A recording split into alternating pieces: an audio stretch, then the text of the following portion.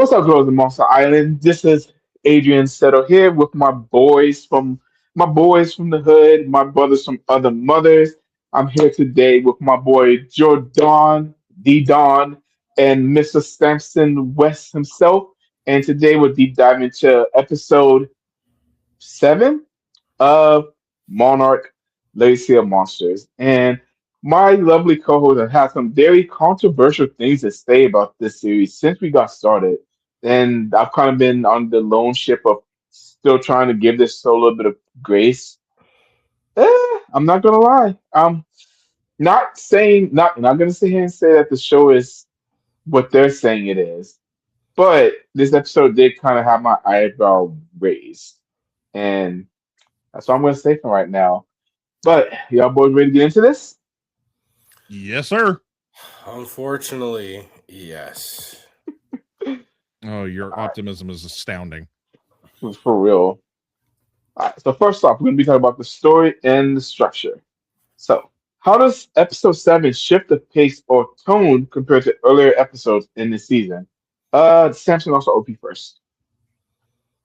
I will finally say that it took a more interesting direction with the whole sci-fi aspect of things, with him talking to his past self, which was like, what? The whole breaking the space-time continuum kind of ordeal.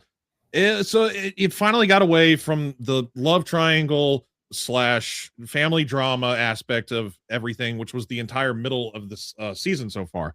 And we had some interesting things happening with Shaw talking to Shaw. So I was interested this time. I was like, oh man, this is very sci-fi. This definitely gives off vibes of past Godzilla films. It's finally super bizarre and interesting. Albeit not as much happened, but it still was a better step up than what we've seen in the past. So I'm thankful about that, at least. Albeit not a lot really happened, not a lot, but still, I was still watching it like, oh man, what's going to happen next? Are they going to break the timeline? Are they going to like what? Are they going to change the future? What's going to happen? So, yeah. Hmm. Okay, I'm actually surprised. Well, not completely surprised because I know something you've been wanted to see in this episode was the sci-fi aspect of it, Samson. So I'm surprised you actually had some good things to say about the show for once. Thank you. Uh, but I think Thank you. Jordan feels a bit differently. So, Jordan, put a smile on your face and let us know how you really feel about this episode. I'm not gonna lie. Samson, although you did bring in some amazing pointers, or at least a few that make this episode a little bit more unique as to the prior ones. With Shaw talking to his past self, I will be the first to admit as well that this was definitely a more interesting take that we have received in this new season. But nonetheless, with everything else that was outside of Shaw giving his past self the directions of one, how to come back to the center of the earth, or not even the center of the earth, but around Earth's overall Access surface. Monday. Yeah. Just get back to where his side of the world is. There was legitimately, in my opinion, little to nothing that piqued my freaking interest.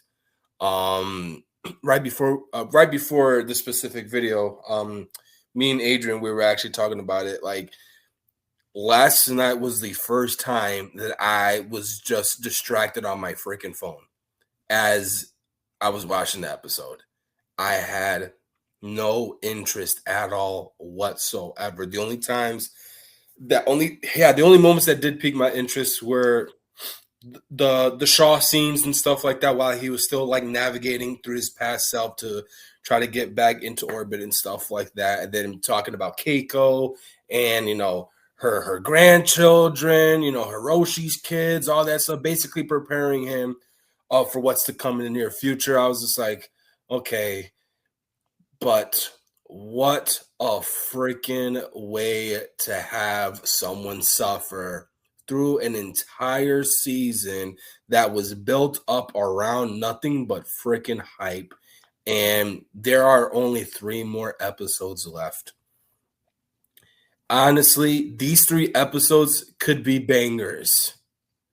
And it would be safe to say, at least for me, that from what we have received in this season, I would not be mad at all if there were not to be a season 3 confirmed for Monarch Legacy of Monsters, because they have just teased me to the core in this entire season. And I'm sorry, 3 episodes of hype isn't going to be enough for me to want to, just sit back and wait and hope for a season 3. But oh boy, what a slow, painful death this has been for us. At one of my local stores that I go to, and they know me as a regular, I told them today, I was like, hey, new episode of Monarch dropped last night, and it's still dragging. And he was like, oh man, so should I just wait for the whole series to come out and get like some cliff notes for the beginning, and then just watch like the last 2 when something happens? And I was like, yeah, if that's the direction that it's gonna take, then yeah. Or just the last episode, who knows? So it's funny you bring that up. I talked about it last time with you guys that a few of my colleagues have been watching this new season, and one of them specifically just picked up the show, and they had finished season 1. They are now jumping into season 2, and after the second episode, they're like, oh boy, is this what you mean by when you're talking about like slow pace? And I'm like, mind you, you're in episode 2 of season 2. And that showed a lot more interesting takes throughout the beginning of the show than ever, throughout the majority of all the other episodes. And so he was like, man, if you're telling me that, I'm gonna give up watching it then. I'm like, I'm not telling you to give it up. He says, no. You said enough. I'm giving up. I know my wife isn't going to, but because she's the type of person is just like, well, I already started it, so I gotta, finish it. One of my other boys, another security guard, he was like another old Godzilla head and stuff like that. He goes, dude, how do you feel about season 2? I don't think we talked about it enough. And I'm like, oh, Danny boy, if only you knew how I felt about season 2. Well, we got a whole podcast where you can figure it out. And he is aware. He actually watches the show and stuff like that. So shout outs to Danny. But he's like, oh God, dude, if you're telling me that, then we're on the same page with length regarding season 2 then, because it is hard to freaking watch, dude. Like, I'm not gonna lie, I'm just gonna wait till the 10 episodes are out there for us, and then I'll just watch the remainder of the show. Because so you're not going to react with us next week? No, that's what he said he's going to do. Oh, I'm sorry. I thought you said, because you were the one like, I'm giving up. He told me. That's what he told me what he was going to do. But misinterpreted. No problem. But I've conversated about this question way too long, Adrian. I'm sorry, brother. Go right ahead, man. So, as y'all know, I've been a lone wolf. I'm trying to be patient with the show. And I feel like up to this point, I have been very patient with this show. I have kind of like the storylines and everything that we've been getting so far, but this episode, I watched this first thing this morning when I woke up. This is the first thing I put my eyes on this morning. I'm sorry. The Shaw stuff. I like that a lot. That was interesting. That was intriguing. That really did catch my interest. But the rest of the episode, what the hell? What were they doing? What were they doing? Nothing. I don't care about Kate and Keiko fighting the whale on how to talk to Titan X. I don't care what Monarch was doing with May and them being upset because she was helping Apex. I don't care. I did not care. I did not care. I did not care. And Kentaro going to Thailand to visit what's her face, the chick from Prey. I mean, she's at least nice to look at, but I mean, I didn't care. I didn't care. Nothing. if besides the Shaw stuff, I didn't care about nothing else in this episode. And I'm not gonna say it takes me back to MonsterVerse storyline. I'm not gonna go that far. But I just didn't care about. I just didn't care. I didn't care. I did not care about the stuff they were doing in this episode. Besides what was going on with Shaw, that was the most interesting part. That's what kind of kept me intrigued. When they would go away with from there, I was like, "Why are we here? What are we doing? For what? For what?" So again, I'm starting to feel the frustration finally after 7 episodes. I'm not giving up hope yet. I promise not giving up hope. I'm still gonna stand strong until the season's over before I can say that if the show's good or bad yet. But this episode, it took a chunk out of me. I'm not gonna lie, boys. It took a chunk. Took a chunk. Well, when I was talking to some of our other, hosts behind the scenes last night, me and Joe were talking, and he liked the word that I used. I said, what's unfortunate about the human story of this season is that it's not sophisticated enough to captivate my interest. And he was like, that is a perfect way of putting it. It really isn't. It is not sophisticated enough. It's just kind of tiptoeing around certain aspects of certain things in the show, like Apex or the Titan phone and this, that, but it's not getting to the point. Like Keiko and Kate in the well. She went down there and then randomly came out just mysteriously, like over there. And it was like, what'd you do down in the well? It led to the ocean. And no, that's it. Okay. And then yelling at May, why are you working for Apex? I don't know. Okay, let's go investigate this one piece of chunk of Titan X, and that's it. No consequence. So, yeah, the Lee Shaw aspect was the only thing that kept my attention. If it weren't for that is the only saving grace of this episode. This one might have been the worst one of them all if it were not for that. Because that amount of drama was actually interesting. Like seeing him have to reflect on if he should go over to Keiko or not. Like it was like, oh dang. I actually was sitting there going like, oh man, is he going to change the course of time? I said that already, but yeah, I was like, oh. So that kind of drama was fine. I liked that. But I'm reiterating my point over and over and over again. So let's continue. All right. Next question. What major turning points happened here and do they feel earned? Jordan, I'll start with you on this one. There's nothing that happened. There was nothing that freaking happened other than Shaw granting, I guess, his future to continue to be aligned in some type of way, shape, or form, informing his past self of, again, what to expect, what to do. I'm literally going to be repeating the same thing I had said in the previous question. It was oh man, you know what?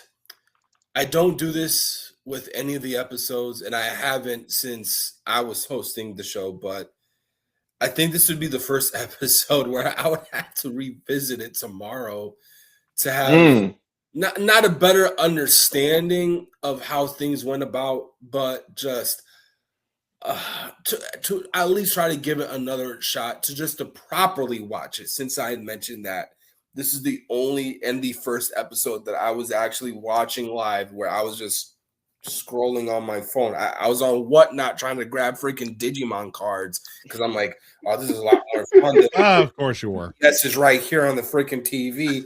But like, yeah, man, I don't see anything that had happened worthy of the question you were asking, bro. I'm sorry. This was obviously, you guys know this is a series that I would normally be the host of and stuff like that. I actually gave the ball to Adrian because I'm like, dude, you know what? The ball's in your court. You're the only guy that I know for as long as we've been doing this that has been praising the show. So you know what?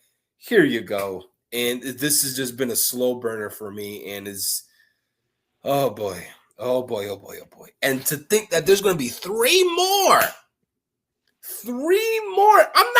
I'm gonna be honest. I'm gonna say it. I'm not even gonna be excited for when the kaiju even come out. You know what I'm saying? Like, it's just we have been disappointed far too long regarding this season. At least the majority of us have.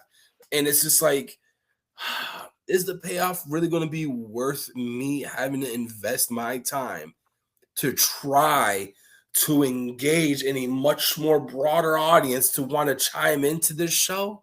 Absolutely not. Especially if I know they got to sit through the slow burning pace season of season 2. I mean, honestly, I agree with Jordan. One thing happened that Jordan did forget to mention is that they did get the tracker on Titan X. So now we're actually able to know where Titan X is, and I guess what Lee's plan is, because he's already saying that he's probably not going to make it back. So what is he going to do to stop Titan X? What's his plan? What's going to happen in this next few episode where he's probably going to do something that might get him killed? Besides that, I mean, besides that, Kate kind of confirming that Titan X is a benevolent. No, I can't talk again. A piece for kaiju. Yeah. We already knew that. They just Sissy. kind of reiterated it, honestly. So I mean, besides that, nothing happened, Yeah, honestly. a sissy Titan X. That's what Titan X is a freaking sissy. All right, turning points. Yes, there wasn't a lot that happened, although we did find out more how young Lee Shaw got out of Axis Mundi, how he was guided to get out. So that was interesting. And the fact that it ties in with the whole space-time continuum being screwed up for him being able to talk to himself, and him being conflicted enough whether he should approach Keiko or not.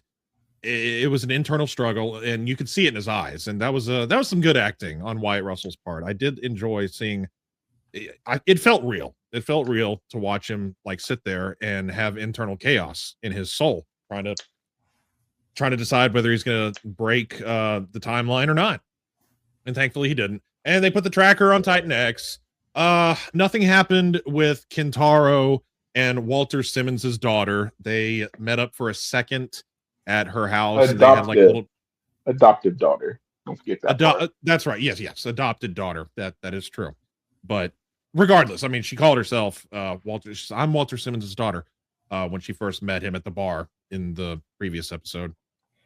But her trying to convince Kintaro to stay so that they can do something. But she says, I can't reveal to you the greater scheme of things unless I know you're on board. So it's like, all right, well, then why should we care? And as I said, Kate and Keiko didn't do anything around the well. It gave off some like very GMK vibes for a second. And I was like, oh, this might be interesting. But then it got disinteresting really fast. Right? So, yeah, it was, they spent almost 5 minutes. Is the rope going to break? Is she going to fall? It's like, just let it happen. Just let her fall. Like right now, we know it's going to happen. Just do it. And it did. And then nothing of consequence happened after that. Nothing. Just the whole like a Chiro falling down the well scene.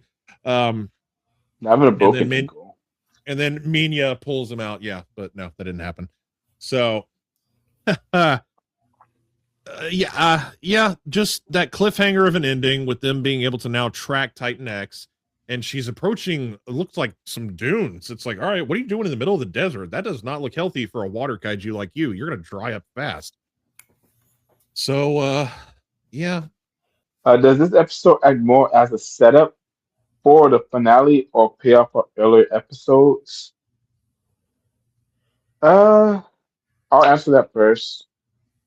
I guess since we got the tracker on Titan X, now Monarch's going to go try and chase Titan X. I guess to figure something out. I guess to protect and defend. I guess, but besides that, nothing else really. Like it's just again, nothing really happened in this episode. Nothing really happened in this episode, honestly, and I don't think there's too much that anyone can convince me otherwise. But Jordan, what are your thoughts on that? If there's one thing that this freaking episode set up is that the way how it ended with Titan X coming on board some type of sandy plane, it's the setup is that we're finally going to be getting some type of freaking kaiju action. At least That is what I would hope he did in a show called Monarch Legacy of Monsters. So that would be legitimately the only thing. There is nothing that Shaw did other than just to protect his well-being. And he already kind of, concluded that as the episode went on. But yeah, that is the only setup. I know I said in in the previous question that even if they were to throw in some type of kaiju action in there, that would still not be enough to pique my interest. I lied a little bit because as soon as I see Godzilla, I'm a mark out. But nonetheless, like, dude, I feel like this season is giving off a lot of the 2014 treatment, where we were given what could have been amazing scenes revolving around Godzilla or the Mutos, and they were taken away from us just like that. And I'm like, dude, only to get, the final battle all the way towards the freaking end. Even with that, they were sprinkling, just filler characters, main protagonists, have them be the predominant cut scene instead of the freaking two kaiju duking out in the freaking back. Oh, I'm sorry. I forgot the name of the title of the movie. It's called Godzilla. Not soldiers trying to stop a freaking ticking time bomb. Absolutely not. That is exactly what we're getting here. Yeah, sure. I guess it's leading up to some sort of kaiju action with her getting to the beach or something to do with Shaw. Because we did get that kind of emotion. I mean, this is a great screenshot when he even said he doesn't want Dr. I forget what his name is. I can't for the life of me remember, but the doctor that was helping him with the Titan phone. Ichiro. I call him Ichiro. Oh, well, he was like, I don't know if I'm coming back from this. So that kind of got me a little like, oh no. So we'll see what Shaw's plans are, because now that he has a way to track Titan X, he's going to do something. And I don't want to lose our guy, but it would be a bittersweet way for his story to end, honestly. But we'll just have to see. So I don't know. I'm just waiting and watching. But I feel like the mistake this show has made is not doing a dump all episodes at the same time situation, because it has left us week by week wanting something more, and it hasn't happened. At least if you dump all 10 episodes at once, you can be like, that one wasn't great, but let's go to the next one. And you could like until you finally get to something. I feel like that's the platform they should have taken, kind of like Netflix does. Netflix drops everything all at once. The week by week thing, it's hurting the ratings, because you can even see it on Apple TV. It started out, episode 1, it was the number 1 TV show on Apple TV. But now, as we've progressed, it's like number 4 or 5 out of 10. So its ratings are hurting. You can see it. So this ending from this episode, it better lead to something greater, because as you said, 3 left. Let's go. Come on. Next, we're going to character development. So with character development, which characters evolved the most in this episode and why? Jordan, I'll start with you on this one. We already talked about it. It was freaking Shaw. Shaw is the poster boy of Monarch Legacy of Monsters. I mean, if I'm gonna be completely honest, I don't think we had an episode that fully focused on him yet in this season. So it's kind of late in the game, in my personal opinion, since he was everywhere in season 1. Even if I can't recall a specific episode where it was just strictly about Shaw, or where they focused just on him for season 1. But he was predominantly dominant throughout all of season 1. And to get some type of love and acknowledgement to the Shaw character, it's truly needed, in my opinion, because as I said, he is the poster boy of Monarch Legacy of Monsters, in my opinion. So yeah. Yeah, I probably agree with you, Jordan. Shaw really did make some development, because he did have to make a great sacrifice. He saw Keiko right there and Axis Munda, and he had to make the decision to save her then, to protect her, or save her, continue to protect her now in the present. by not messing with the past and possibly changing the course of history completely. Because I guess that's the trope we're going for in this futuristic stuff right now, or in the messing with toying with the past basically. Is that if something happens in the past, it's going to affect the future, just like the tracker that they put in Titan X. So he made a very unselfish decision. Well, not really, because he kind of did the same thing for. Well, no, he did make a very selfless decision by choosing to leave her down there and not trying to mess up the present for them by trying to bring Keiko back. But Samson, what about you? What's your thoughts? I can't add any more than what you guys said. Your keynotes are exactly right. It's Shaw because of him guiding himself through Axis Mundi to get out, and then also to give him a better understanding about the future that he's going to grow up to have at some point, and to not break the timeline. Are any characters making questionable decisions, and do you feel it's justified? So I'll answer this one first. As far as any characters making questionable decisions, it's definitely Kotaro.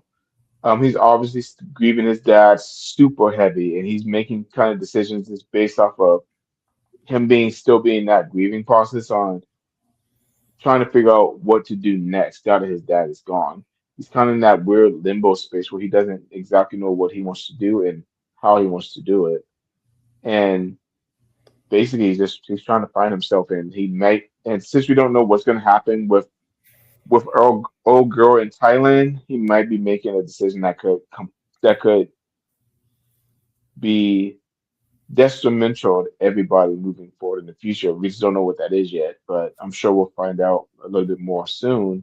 So again, I know I said not really a lot happened in this episode, and I still stand by that. But I am kind of curious on what's going to happen with Kotaro and moving forward his stories since he basically left and he's shutting out everybody again. What does his future hold for him, basically? But, Sammy, what you got? You stole my answer. You totally stole it, because that's exactly what I was going to say. He had that little squabble with May in his apartment doorway, and he stood up for himself. He was like, screw you. I kind of poured my heart out at you, and you just denied me. I don't have to tell you where I'm going.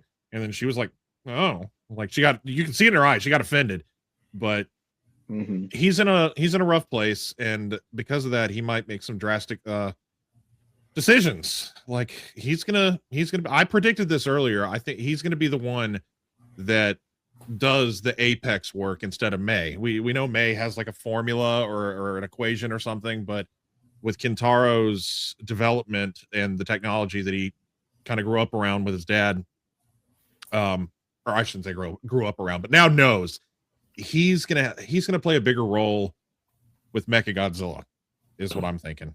So he's making questionable decisions based on grief and being lost in not knowing his place right now. So yeah, you nailed it, and that's me just adding to it, I guess.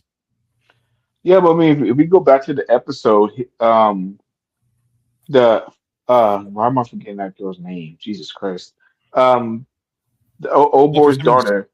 Yeah, Walter Simmons' Simmons' daughter.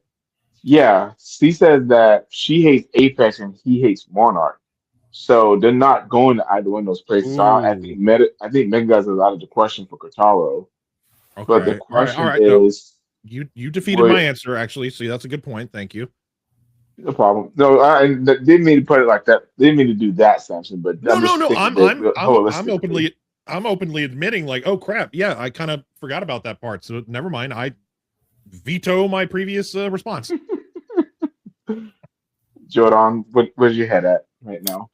Oh man, I was gonna say Kentaro, but now that you brought that up, that does bring a very good point to kind of segue out of the topic of conversation. I still think it's gonna be May, especially her getting yelled at for questioning what are you doing with freaking Apex. I thought you were a Monarch, et cetera, yada yada yada.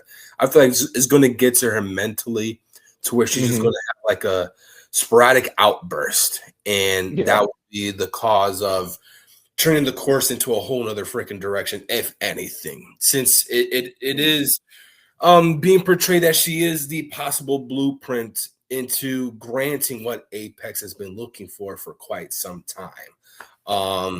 And with that being said, I feel like she's going to be the one to still make those questionable remarks and decision makings. Although there are 3 episodes left, but even though I said that, I hope that they don't even push for season 3. But it's looking like they're going to do that, especially if they make that character of hers more predominantly known throughout the end of the show. They'd have to follow up with the season 3. But I guess we're gonna have to wait and see. Move on to the next question. How do Okay. relationships, trust, betrayal, and alliances change in this episode? Jordan, you go first on this one. I just don't want them to be known in the episodes or any of the episodes at that. Man, I mean, granted, with Kentaro grieving, I think he's been the most to be known for showing like that type of relationship emotional aspect. Since he is grieving heavily after the loss of his father, he hasn't had time to heal. And we're only 2 episodes into, Hiroshi passing. So, I mean, there is little to no wiggle room for him to try to seek some mental clarity. You know what I'm saying? So, obviously, he thought he was going to be able to hook up with May. Now, Amber Midthunder's character is coming in the mix. It's I don't know. All right, I'm gonna say this: since Amber Midthunder is a part of the Monsterverse, she's gonna call out the Predator.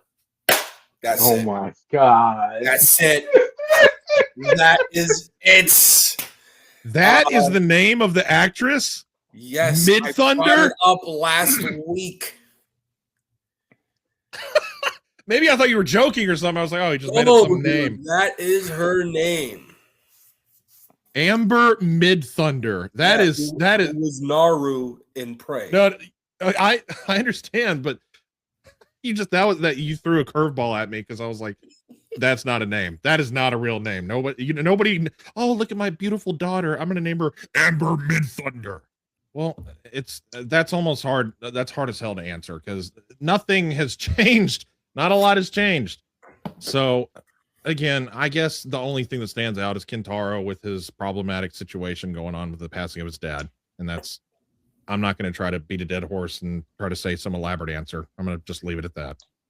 Well, as far as my answer for this, actually, I'm gonna go with May because, in a sense, May kind of not really tricked Kentaro into thinking they were gonna hook up, but like she kind of gave that vibe that they were going to, and then she gets basically kidnapped from Monarch because of what she's doing with Apex and basically her being told about what her sister said about her. She's she's gonna be on the fence on exactly what she's gonna want to do. Does she want to be there and help her sister, or does she want to stick with Monarch the way she's supposed to be doing?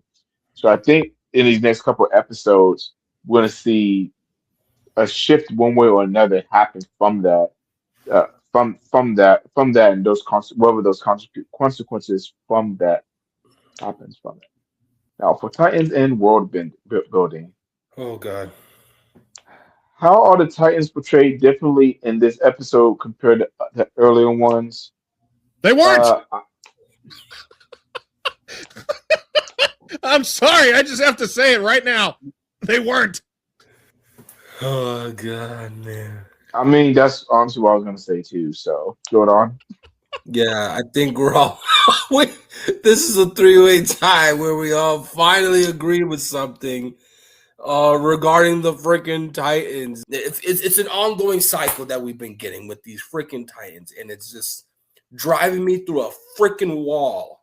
So the only thing that I can say that is if they did this for every single episode, the season wouldn't be bad. The balance of there at least being something going on.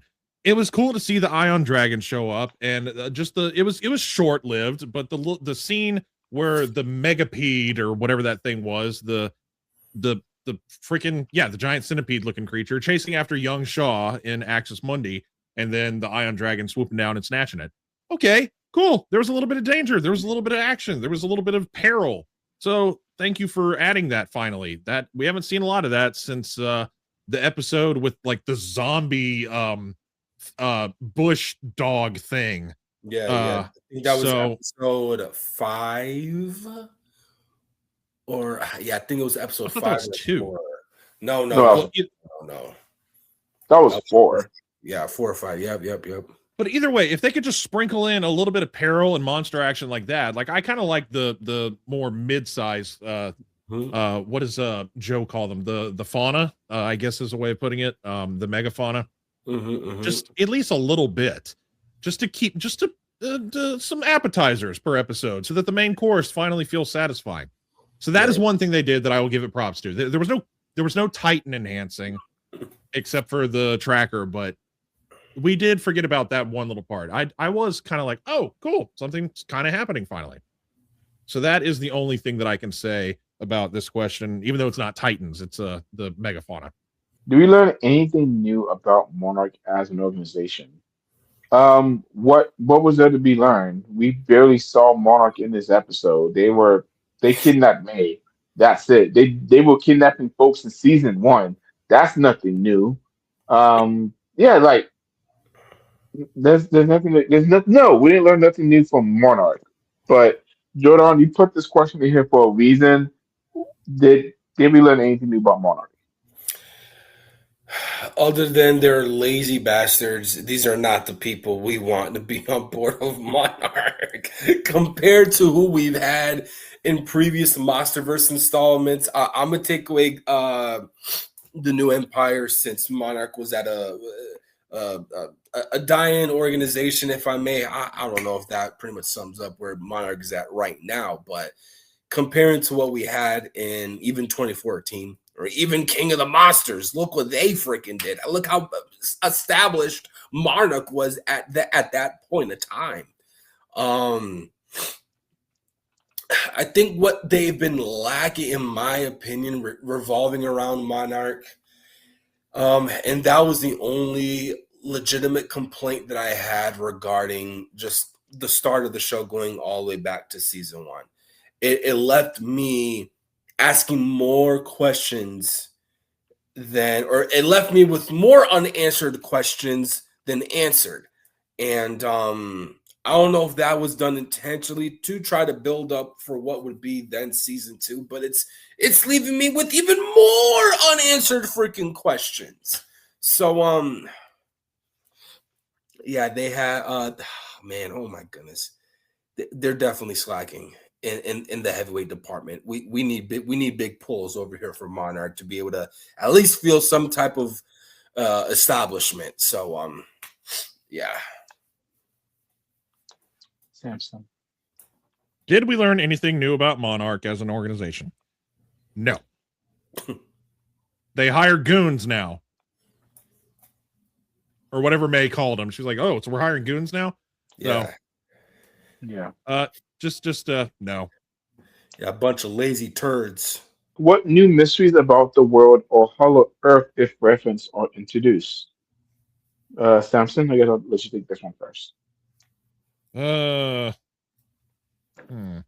Well, the fact that you can talk to yourself years apart through old ass radio, through Access Mundi, as long as you have a fancy machine from your colleague from the 60s. So Access Mundi bends the laws of physics and time.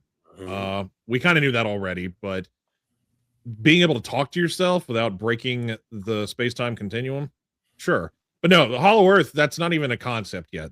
As far as I can recollect, it's not even been mentioned. Access Mundi is the main focus of Monarch. I think it's been mentioned once, but like as a theory still. Like we don't know if it's real or not at this point. I think it's season 1 they kind of mentioned it for like 2 seconds. Okay, well. So yeah, nothing truly world building has happened except for Shaw guiding Shaw to kind of make sure that the flow of time maintains the same, because it kind of seems like you can't really change. Well, God, no, they put a tracker on Titan X, unless that's how things were supposed to be. I don't know. Back to the Future, Terminator, time travel doesn't make any sense. But no, yeah, no, nothing new. Nothing new. We already knew that Access Monday time is irrelevant there. Physics is basically irrelevant there too. But yeah, we didn't learn anything groundbreaking or new, unfortunately, in this episode, which is kind of one of the things that I was hoping on. And I think that's why I've kind of been holding on hope with two, that we at least would got more world building in this episode, and we didn't get that whatsoever. And that's probably why probably why I'm disappointed with this episode the most, is because we didn't get that world building. We had the perfect opportunity to do some world building because we needed something to do while Shaw was talking to his younger self, and we got nothing. Absolutely nothing. Well, they keep But teasing us with all these different things, like, oh man, Kate can communicate with Titan X, and the episode where oh my god, the dad died, where Hiroshi. what's his face, Hiroshi, thank you, where the guy grabbed the bag of whatever from the secret base and drove off with it. All right, we're forgetting about that. When are we going to touch back on that? Are we just going to forget about his character and what secret stuff he's doing? It's they're not they're not uh they're not keeping the flow. They're not doing it naturally and well enough for me to like. It's not It's not consistent. yes, thank you. I'm having a major brain fart because I'm just trying to find a way to describe the amount of non-consistent nothingness that's going on. This show gives you strokes. It clearly does, I guess. themes and symbolism. What themes stand out most in this episode? Legacy, control versus chaos, humanity versus nature. Again, I'm gonna say nothing. Honestly, no themes really stand out because I guess, maybe humanity, because of showing that humanity to want to make sure that the present is protected by not jumping to conclusion and having the past be having trying to stop something in the past from happening, in a sense, trying to stop the a Flash paradox event, if that makes sense for superhero fans Mm. out there. He didn't go back. He didn't tell Shaw, like, "Hey, there's Keiko, go get her," and completely ruin whatever the present was. So I guess the thing really for that would be humanity, I guess, in a sense, because he had he had humanity in mind before making that decision that could honestly completely affect everything and the entire future of the entire family by just making one decision. So I'll say humanity, I guess. Jordan, you? So I'm actually gonna have to disagree with you, Agent. I feel like the overall theme was more so of um it being control versus chaos. Now it Mm, doesn't have to necessarily fall under a category of something catastrophically chaotic. You know, it could be something as simple, sentimental as, um, "Hey, I'm going through the passing of my father. You know, that is something that is out of my control. I'm gonna take my frustrations out on drinking, which would be on some type of chaotic level." You know, obviously this still ties in a lot with Kentaro's character and just how he's trying to process the thought of his father passing. And we don't know what the outcome may be with, just him trying to find clarity in his father's passing. You know what I'm saying? I don't know if he's just trying to, take it in or just trying to control his own, personal emotions to try to not outburst and possibly do something that might be, far more regretful than what should be. Same thing goes for, let's just say, in this case, Kate and Kiko trying to find ways to what I would assume looks like they're trying to coexist or trying to, seek a much more larger outlet of trying to not only conversate with Titan X, but also to try to explain to everyone that, hey, Titan X really isn't the threat that's being portrayed here. It's basically the Mickey Sagusa side of things all over again, where she would freaking go head to head with whoever it was that was in charge of G-Force and convincing them that we need Godzilla more than anything. Godzilla is just like any other creature put in this earth. Why are we going to continue to gun him down for what? We're only going to create more chaos in the world by doing so. And God forbid, a much more larger threat comes in our way that we have no control of trying to stop. There's only one source that'll be able to stop that, and it'd be Godzilla. So that also ties in with, Kate's character, and at least trying to enlarge the character that she is being portrayed. I know I said Shaw is the main character, is the poster boy of Monarch. I'm gonna stick with that. He is the poster boy, but the main character has always been Kate. So it kind of segues a little bit into, in my opinion, control versus chaos. Okay, love that thought process, Jordan. Thank you, Sammy. What you got?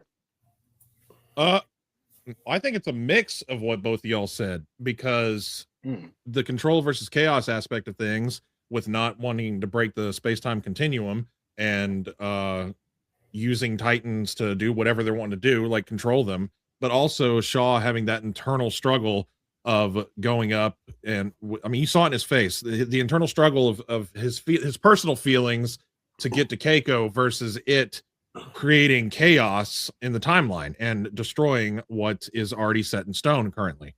So you're both correct. Actually, it was a little mix of both. It wasn't super duper well portrayed, but it was a mix of both. Okay, interesting. Okay, thank you, Samson. All right, what are there any symbiotic moments or visual parallels that stand out? Samson, we'll start with you on this one. Symbolic moments or visual parallels. I guess as far as symbolic moments, it's I just keep going back to it because it was the most interesting part of this episode, was the internal struggle of seeing Keiko, and also us realizing, oh, he did see her down there. He had an opportunity to save her early, but he didn't. So he kept his feelings at bay, knowing that she will eventually get out of there and have a good life, supposedly, from what Oldershaw tells him. So that was a little heartfelt and like very like, attaboy, you set aside your own personal feelings and you did the right thing to make sure that the timeline didn't get messed up. Honestly, Samson took the words right out of my mouth. Oh my goodness, it feels like we're doing what Monarch season 2 has been doing. That's just basically copying and pasting everything, especially within this entire episode and analysis. No, but it's I'm just joking, but it's legitimately the truth. There was literally little to nothing that had happened in this episode that makes us all look at it from a different perspective. It was so simplistic.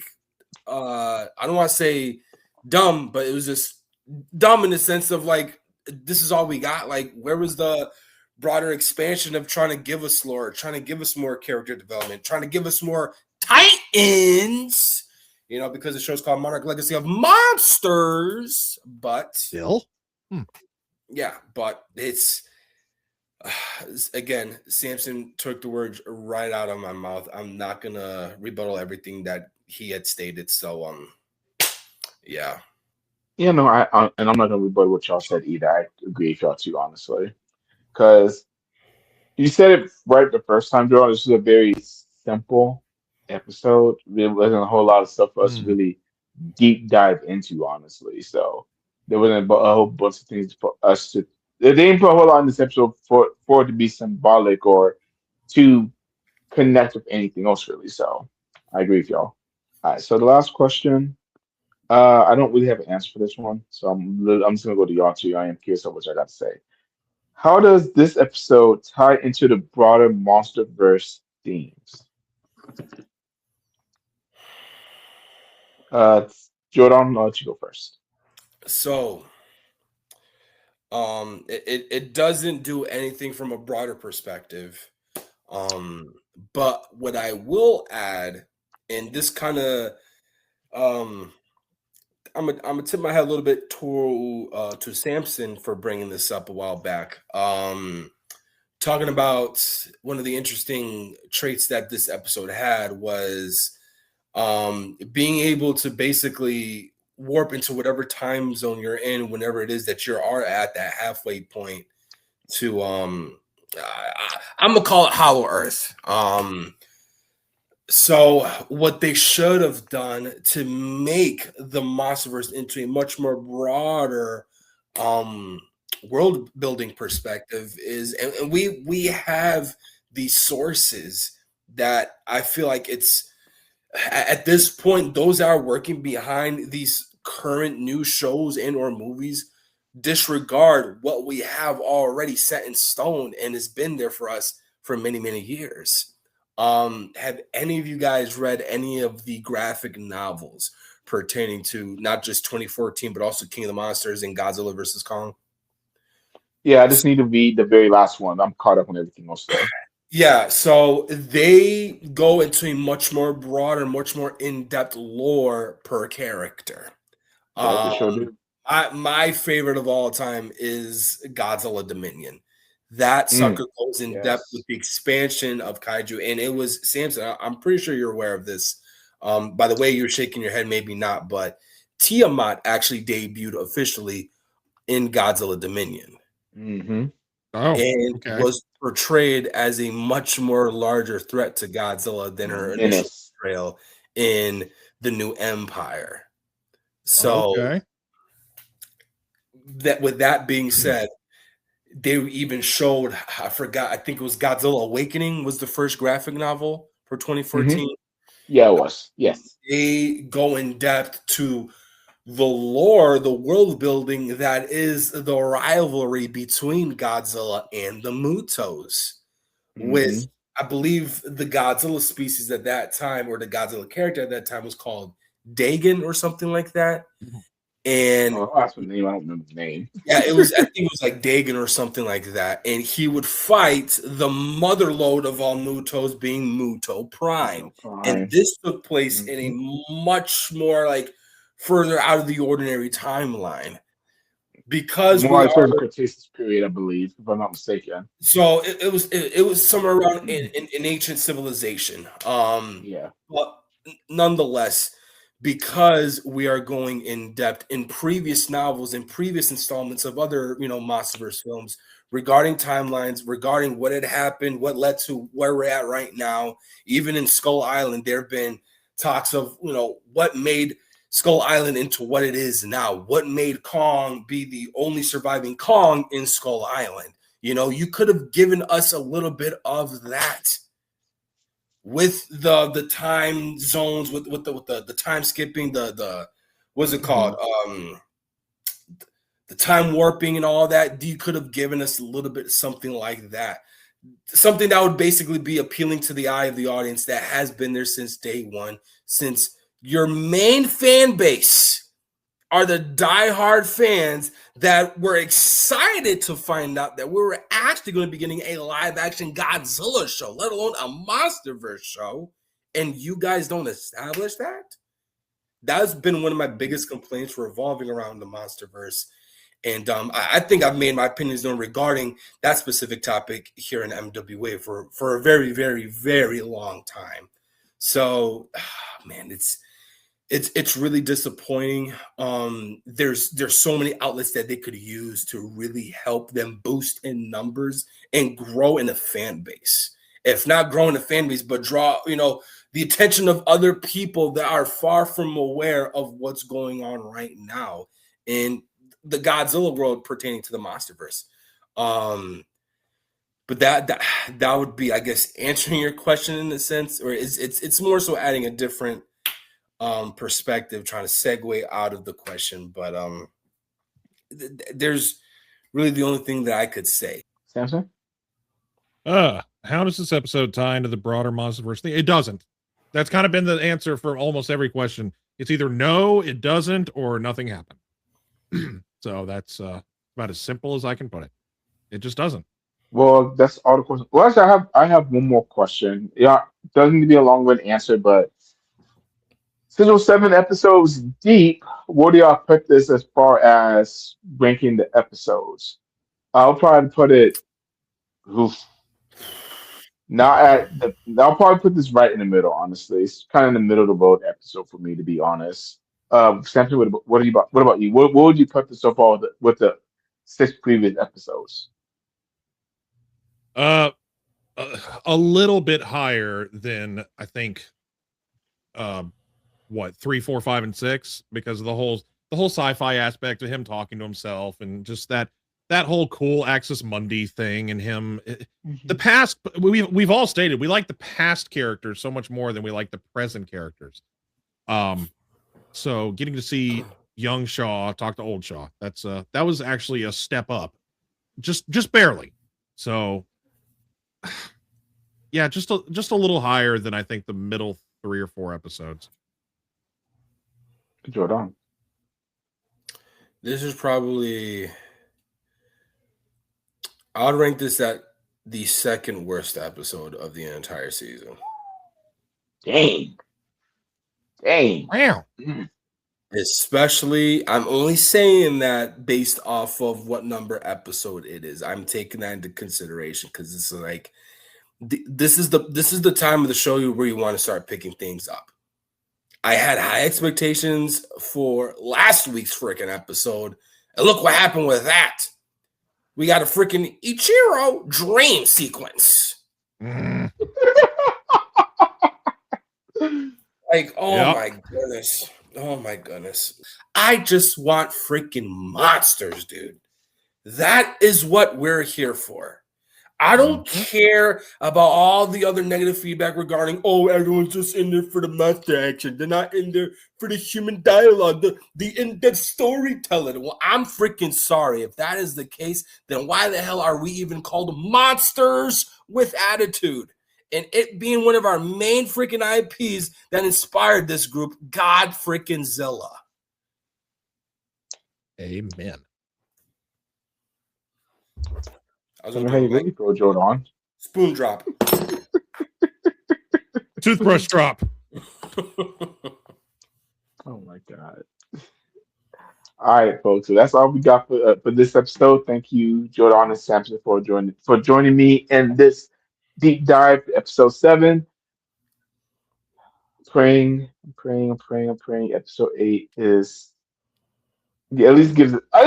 Not even more exciting. Not, I don't need a whole lot of kaiju. Well, I would like to see some kaiju at this point, but it's this. Give me more something. Give me something to hang my hat on. Just give me something at this point. Because again, if it wasn't for the Shaw story, this episode was a wash, and probably would have been probably the worst episode. We'll keep if I'm gonna keep it 100 with y'all. I think we But will. I honestly do predict that we will because the very last sequence that we saw was Titan X coming ashore at the sandy dune. So she's not going to be swimming around forever anymore. She's actually come ashore in the middle of the desert for some reason. So we might finally get a main focus on her because she's finally on land doing something. So I think we're going to finally maybe have a little bit of a payoff, unless there's unless she gets right back in the water after being like, I don't like it here. Yeah. So we'll see. We got a week. Yay. well, we have a week for that. But in about 2 or 3 weeks, we actually do have our monthly show coming up, and we're Woo. taking a trip back to the past. We're gonna be talking about Beast Wars Transformers. It is 30 year celebration event anniversary. 30 years of Beast Wars Transformers. Now, as I've mentioned before, I haven't seen Beast Wars in a very long time, and honestly, I'm really excited to get back. They're trying to get back into it and rewatch the series again because I've forgotten way more than I remember. So I'm actually really excited to be able to sit down and discuss this. Of course, our boy Jordan will be hosting this show. I know he's definitely excited to be talking about this. And of course, let's keep our eye out on all of our other future episodes. Again, we'll do Monarch next week. Beast Wars will be here in a couple weeks, and then everything else, this tune into the channel and see. Don't forget to hit that like button. Make sure to subscribe and hit that notification bell so you get notified of every and all videos that we post up. And as always, as Captain Gordon loves to say, don't be a hoe. Share the show.